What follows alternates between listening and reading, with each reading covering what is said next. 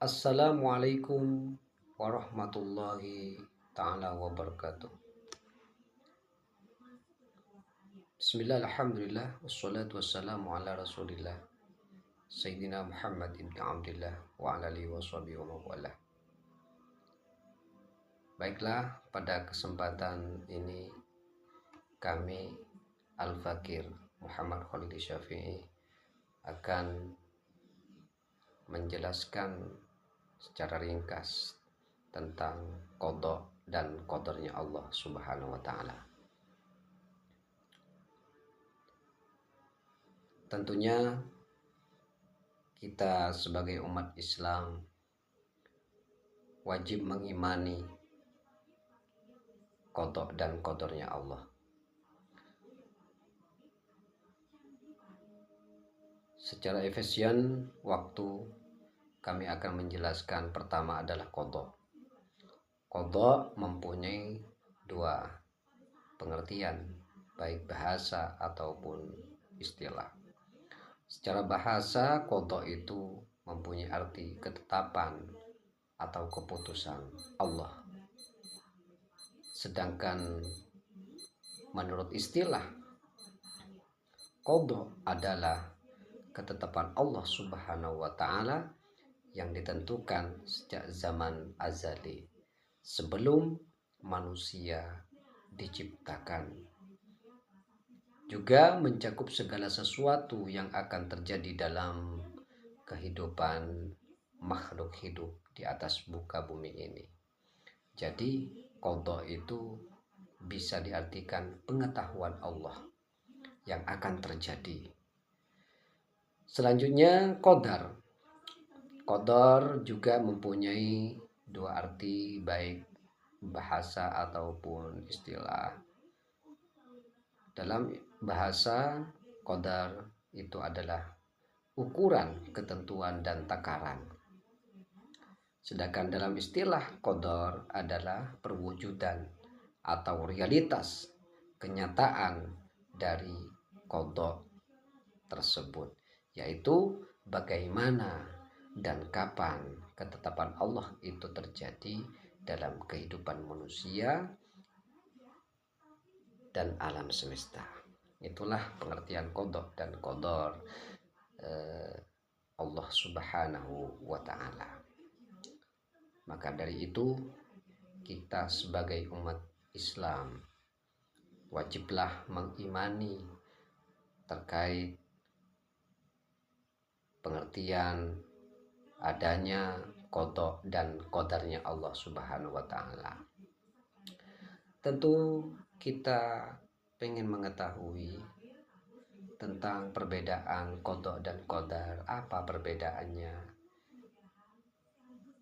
Secara jelasnya, qada itu adalah ketetapan Allah yang ada di Lauhil Mahfuz sejak zaman azali. Sedangkan qadar adalah realisasi atau pelaksanaan dari ketetapan itu di dunia. Jadi dalam artian lebih umum qada daripada qadar.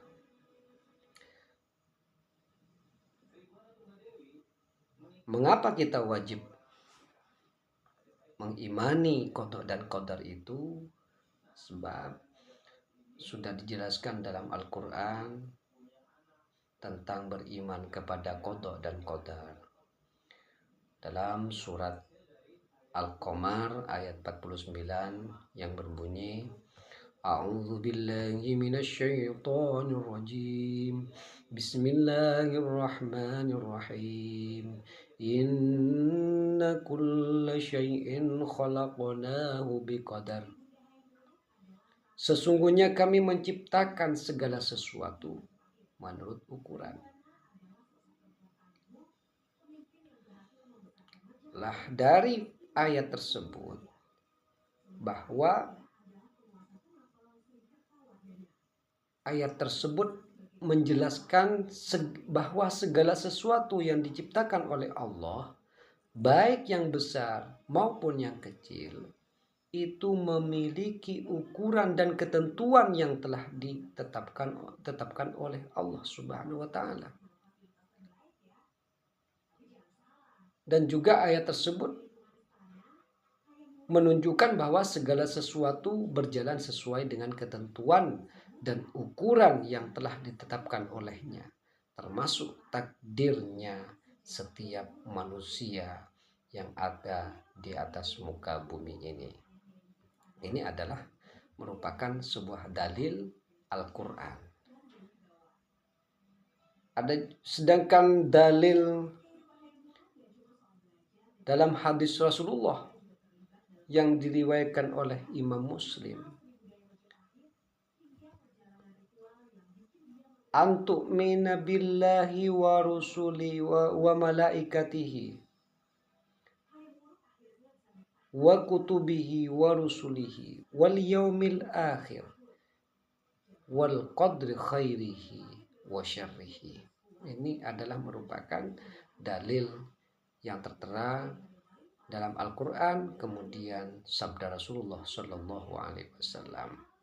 Maka kita wajib iman kepada qada dan qadarnya Allah Subhanahu Wa Taala.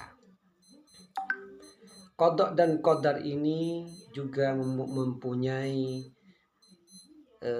tingkatan iman kita kepada qada dan qadar. Di antaranya ada ilmu, ada kitabah, musya'ah, dan khalq. Apa ilmu? Tingkatan iman kepada qada dan qadar itu, ilmu itu merupakan sebuah pengetahuan, meyakini bahwa Allah mengetahui segala sesuatu. Sebab Allah Ta'ala itu adalah innallaha ala kulli syai'in qadir. Selanjutnya kitabah, penulisan. Apa penulisan tersebut? Tingkatan dalam iman gitu. Iman kepada qada dan qadar, yaitu meyakini bahwa Allah telah menulis segala sesuatu di lauhil mahfuz. Yang ketiga musya'ah, kehendak.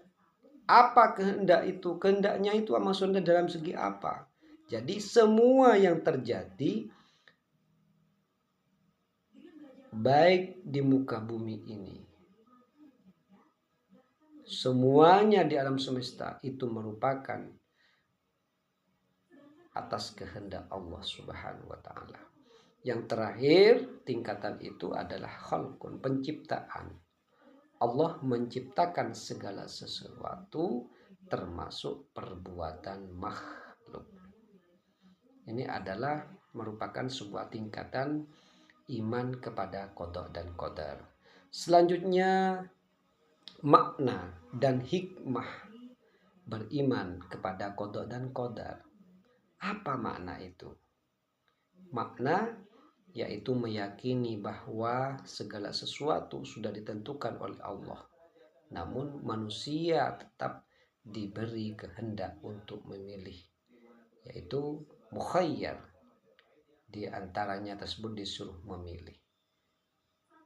Kemudian hikmah. Hikmah, apa hikmahnya? Hikmah beriman kepada qada dan qadar. Yang pertama menumbuhkan rasa tawakal. Yang kedua menjauhkan dari sifat sombong. Menumbuhkan kesabaran dan ketenangan, mendorong semangat berikhtiar. Yang terakhir itu adalah menambahkan optimisme dan harapan. Yakin kita bahwa takdir buruk bisa diubah dengan doa, amal baik, dan taubat kita kepada Allah Subhanahu wa Ta'ala. Jadi kita itu harus mempunyai pilihan. Misalkan kalau ada yang bertanya, apakah manusia itu punya pilihan?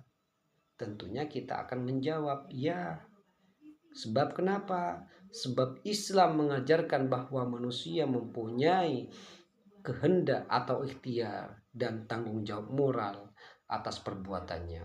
Walaupun semua terjadi dalam lingkup pengetahuan dan izin Allah Subhanahu wa Ta'ala. Jadi kita menjelaskan dari awal kesempatan tersebut tentang qada dan qadar. kesimpulannya adalah beriman kepada qada dan qadar adalah yaitu iman, rukun iman yang keenam. Ia mengajarkan keseimbangan antara percaya dan penetapan Allah dan bertanggung jawab terhadap pilihan hidup. Maka dari itu, dengan iman ini seorang muslim sebagai orang Islam akan menjadi pribadi yang sabar, optimis, tidak sombong, dan selalu berusaha dalam kehidupan di dunia ini. Sekian penjelasan dari kami. Apabila ada kesalahan, kekurangan, mohon maaf yang tiada tara, karena kami adalah insan dhaif, makhlul khata' wan nisyan. Mohon maaf yang sebesar-besarnya. Wallahu muwaffiq ila aqwamit thoriq. Wassalamualaikum warahmatullahi ta'ala wabarakatuh.